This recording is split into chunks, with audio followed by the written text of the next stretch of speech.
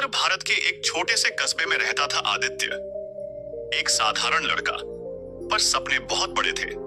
परिवार गरीब था, पिता रिक्शा चलाते थे और माँ घरों में बर्तन मांजती थी।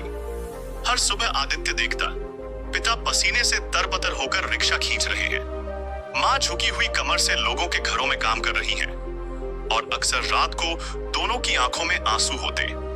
आदित्य मन ही मन, क्या इंसान सिर्फ दुख झेलने के लिए पैदा होता है? क्यों मेरी जिंदगी इतनी कठिन है? क्या मैं कभी अपने हालात बदल पाऊंगा? आदित्य पढ़ाई में तेज था, लेकिन गरीबी ने उसकी राहें रोक दी। क्लास में टीचर उसकी तारीफ करते, तुम्हें तो आईएएस बनना चाहिए बेटा। पर उसी वक्त बैग में किताबों के बजाय अधूरी कॉपियां होती। दोस्तों के पास नए जूते थे, उसके पास फटे सैंडल। कभी कभी भूखा स्कूल जाता और फिर घर आकर देखता, माँ कह रही है, बेटा आज घर में खाने को सिर्फ एक रोटी बची है, तू ही खा ले। आदित्य सोचता, कैसी विडंबना है यह जिंदगी। मेहनत करने वाले गरीब और बिना मेहनत वाले अमीर। 12वीं पास करने के बाद आदित्य ने सोचा, अब मैं नौकरी करके घर की हालत बदलूंगा। कई जगह इंटरव्यू दिए, कहीं कहा गया तुम्हारे पास अच्छे कपड़े नहीं है, इंप्रेशन खराब है। कहीं कहा गया तुम्हारा अंग्रेजी कमजोर है। कहीं कहा गया अनुभव चाहिए। हर जगह रिजेक्ट। एक रात वो टूट गया। छत पर बैठकर आकाश की ओर देखता रहा। आंखों से आंसू बह निकले। आदित्य जोर से, हे भगवान, क्यों मुझे ही इतनी मुसीबतें दी? मैं भी इंसान हूं, मेरे भी सपने हैं, पर क्या मैं सिर्फ टूटने के लिए पैदा हुआ हूं? अगले दिन आदित्य उदास होकर नदी किनारे जा बैठा। वहां एक वृद्ध भिक्षु मिले, शांत चेहरे वाले, कमल जैसी मुस्कान लिए हुए। उन्होंने पूछा, बेटा क्यों इतना दुखी हो? आदित्य रो पड़ा, महाराज मेरी जिंदगी में सिर्फ परेशानियां हैं, गरीबी, असफलता, ताने, मैं क्या करूं? भिक्षु मुस्कुराए और बोले, बुद्ध ने कहा है, मुसीबतें इंसान को तोड़ती नहीं, उसे गढ़ती हैं।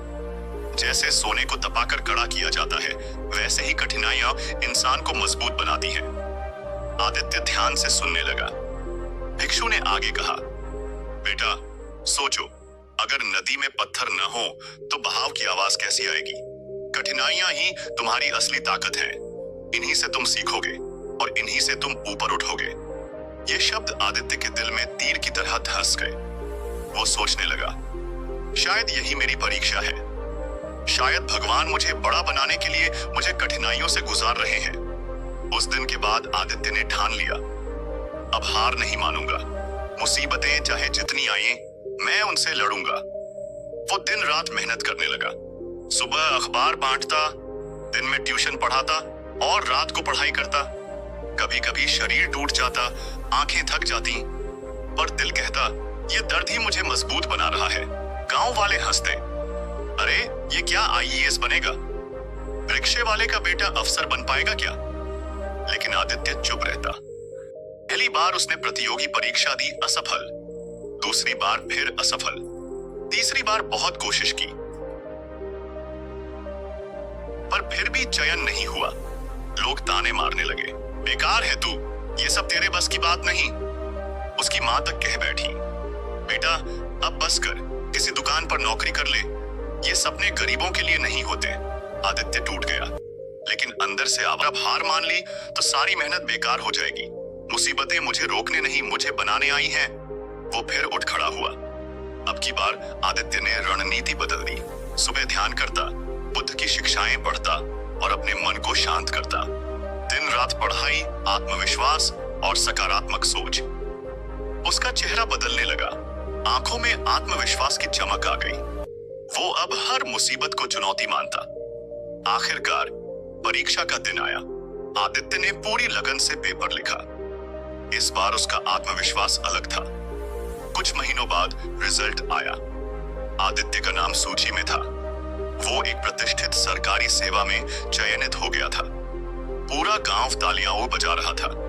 पिता की आंखों में आंसू थे। माँ उसे गले लगाकर रो पड़ी, बेटा तूने साबित कर दिया कि गरीब का बेटा भी अफसर बन सकता है। आदित्य मुस्कुराया और कहा, नहीं माँ, ये मेरी जीत नहीं, मेरी मुसीबतों की जीत है।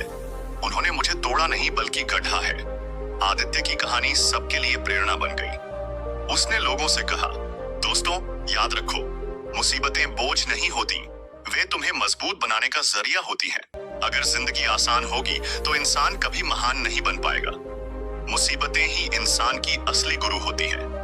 जो इंसान इनसे भागता है वो टूट जाता है, और जो इनसे लड़ता है वही इतिहास बनाता है।